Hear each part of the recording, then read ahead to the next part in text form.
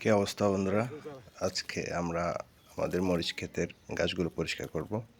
অনেক দিন হয়ে গেল গাছগুলো পরিষ্কার করা হচ্ছে না, আগাছা অনেক লম্বা হয়ে গেছে, আমার হাঁটু সমান হয়ে গেছে কতগুলো গাছ।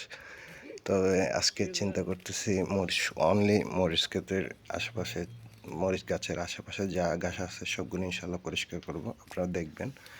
সো চেষ্টা করতেছি, অনেক পোলাপাইন নেই, অনেক কষ্ট হচ্ছে রোদের মধ্যে কাজ করা, তবে আমার ভালোই লাগে ক্ষেতের কাজ করতে। বাগানের আগাছাগুলো পরিষ্কার করা তো ফলন বেশি পাওয়ার জন্য অবশ্যই গুরুত্বপূর্ণ ব্যাপার।